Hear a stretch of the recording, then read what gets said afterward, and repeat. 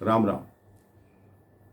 जैसा कि मैं पिछले प्रसंग में बता रहा था, किस तरह प्रभु श्री राम लक्ष्मण जी एवं मां जानकी के साथ अगस्त ऋषि के आश्रम में पहुंचे। अगस्त ऋषि से पूछा कि ऐसा कारण कब बनेगा कि जिस कारण हमने अवतार लिया उन असुरों का विनाश कैसे होगा। अगस्त ऋषि ने उन्हें परामर्श दिया कि अगर मेरी पुत्री सीता की हर बात तुम मानते जाओगे तो असुरों के विनाश का कारण अपने आप बन जाएगा।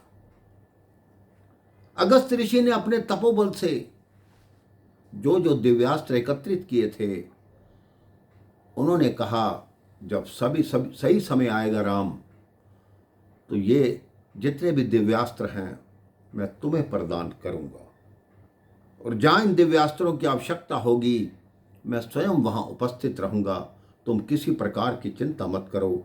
इसलिए आप दंडकारण्य की तरफ प्रस्थान करो, वहां गोदावरी के निकट जाकर अपनी कुटिया बनाओ और वहीं निवास करो।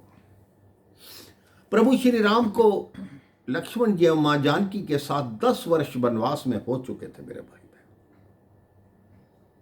10 वर्ष में सिर्फ चित्रकूट में कुटिया बनाई। उसके पश्चात उन्होंने कभी कुटिया नहीं बनाई, कभी किसी ऋषि आश्रम में रुकते, कभी किसी में रुकते। इस तरह उनका समय बीतता गया और 10 वर्ष बीत गए।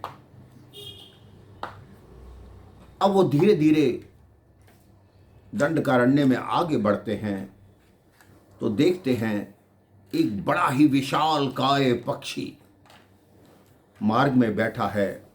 वो सोचते हैं कि ये कौन है, ये कोई विराट जैसा असुर तो नहीं, इतना बड़ा पक्षी तो आज तक हमने देखा ही नहीं, इसका क्या किया जाए।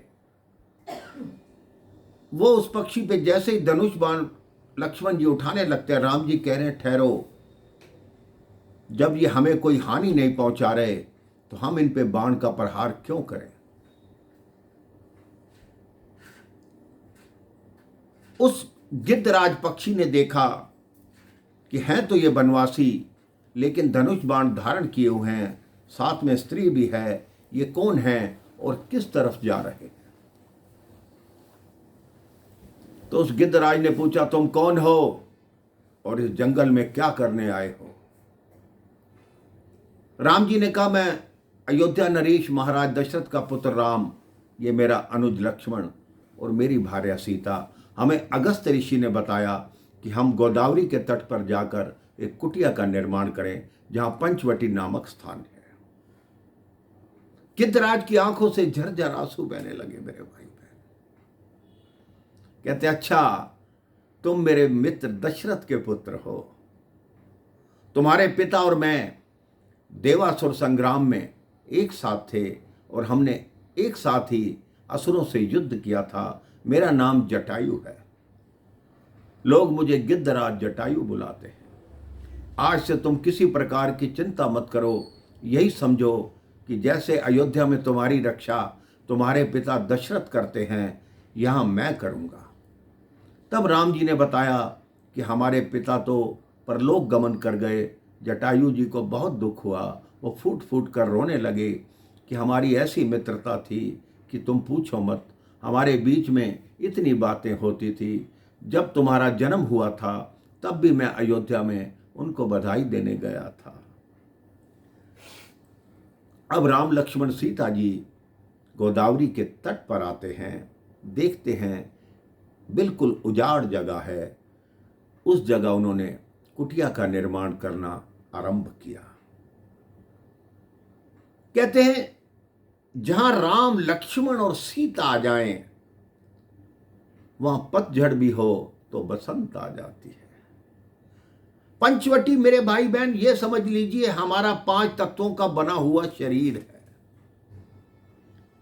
अगर इस 5 तत्वों के बने हुए शरीर में आप श्री राम, मां जानकी और लक्ष्मण जी को बसा लेंगे तो यहाँ भी अपने आप आपके शरीर में बसंत आने लगेगी, बहारें आने लगेंगी, चारों तरफ फूल खिलने लगेंगे, मधुर मधुर ऋतुएं आएंगी, आपका स्वागत करेंगी।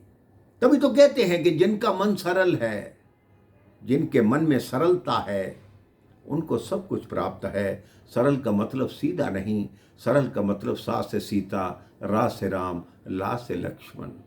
जिनके मन में ये है उनके मन में हमेशा ही प्रभु निवास करते हैं। इसके पश्चात क्या हुआ मैं अगले प्रसंग में आपको बताऊंगा। राम राम, जय श्री राम।